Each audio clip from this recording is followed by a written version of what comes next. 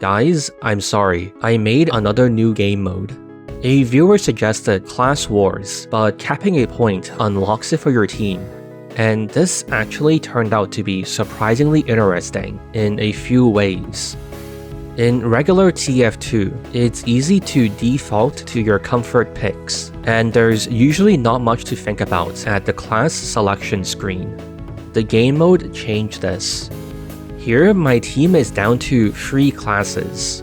Obviously, I'm not playing Sniper into a team of soldiers, pyros, demos, and engineers, but I did have a genuine decision to make between Scout or Heavy.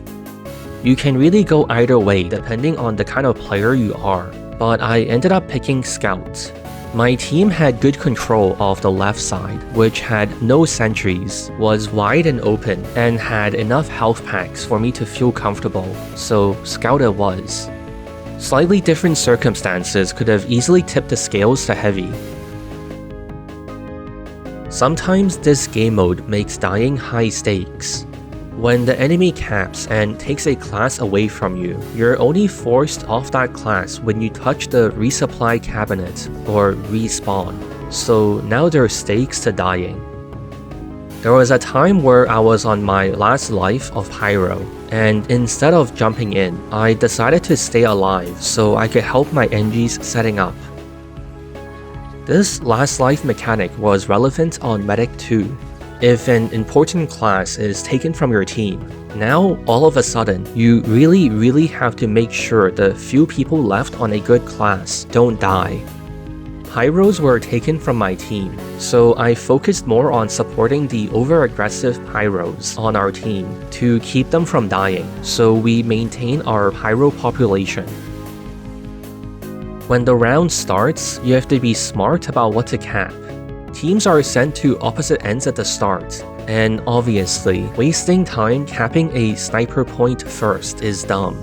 But if all your safe points only give mid-tier classes, you have to decide if it's worth gambling for the riskier middle points, or try to make it work with an okay class.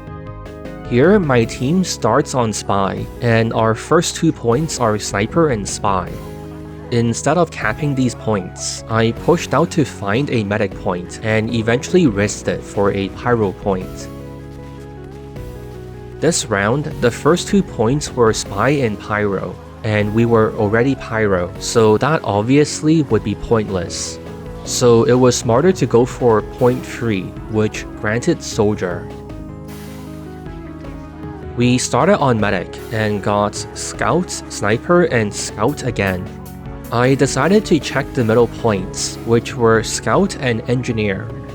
It would have been better to try and work with the first Scout point, since an Ubered Scout isn't that terrible, and we could have also wrapped around to cap Red's starting points, which gave Blue Medic and Pyro.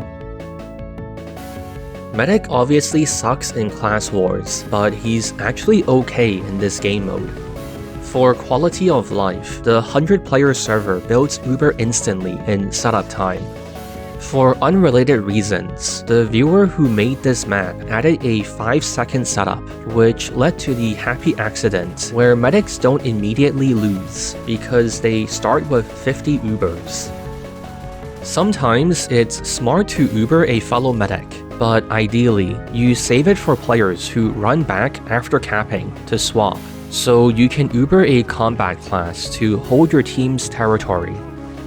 My team started on Medic, and I saved my Uber for someone who swapped onto Demo after we capped the demo point, which was important in clearing off the invaders.